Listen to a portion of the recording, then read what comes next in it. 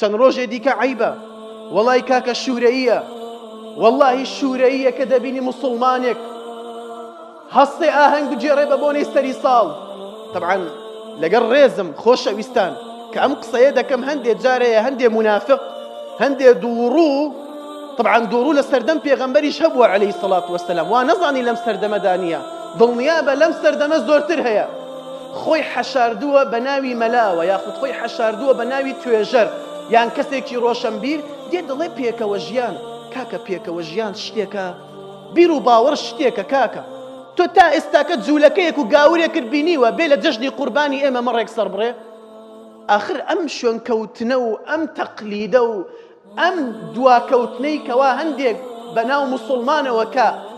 ئەیورژێن لە ناو خەڵکیدا بەڕاستی جێگای قوبوڵ نییە شانازیکە بە بیر و باوەڕی خۆت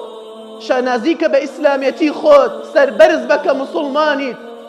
بۆ ئەوەنە کەسێکی ئیممە عەبید بۆ شوێنی ئەم و ئەوە کەویت خی پەروەردگار دینێکی بۆت ناردووە پاکترین دینە لەسەر زەوی کە کۆتا پەیامە کۆتا پەیامی پێغەمبەرانە ئەوانەی دیکە پەیامی پێغەمبەرانیان هەمووی گۆڕی ئەوە تا عیسایان کردە کوڕی خوا و کردیانە خوا ئەچیت ئاهەنگ دەگێڕی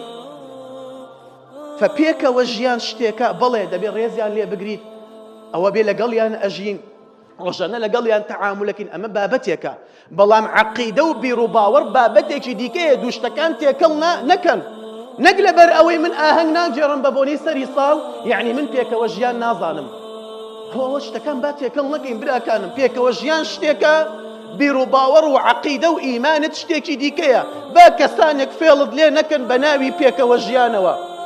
تا ئێستاکە من نەمبینی جوولەکەیەک و گاورێک بێ لە جەژنی قوربانی ئێمە حەیوان سەر برێ و بەشدار بێ تا ئێستاکە نەمبینی جوولەکەیەک و گاورێک بێ لە جەژنی ڕەمەزانی ئێمە شیرینی تەوزیعکە من نەمبینیوە ئەی بۆ تۆ شوێنی دەکەویت بۆ تەقلیدیان ئەەکەی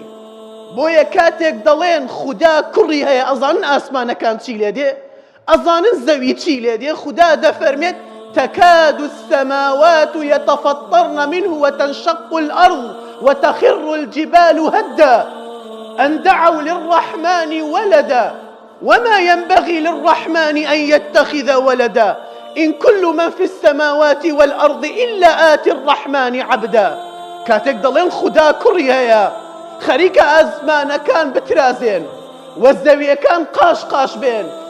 وكان هموي بروخين كاتك ألين خدا كريا خداي پروردگار كرينية وتاكو تنهايا أويك والا آسمان وزاوية هموي عبدي خوايا شانازيك ببير و باورت شانازيك بمسلمانيتي خود ميلا هندي كنالي فاسد مان هيا كواد لي بكن ام ججد للا خوش ويسكن كبناوي ججن ديانا وكججنيا ججنكي كفريه خواي پروردگار فنامان دا فبويا قوري خوا وتقواي خواي قوري بكنا وضلت بجدار ما بهيش شويك عقيدة وبيروباوري خود مدورنا ودو باريشي دكما وفيلد لي نكن بناوي بيك وجيان شتيكا وبيروباوري خود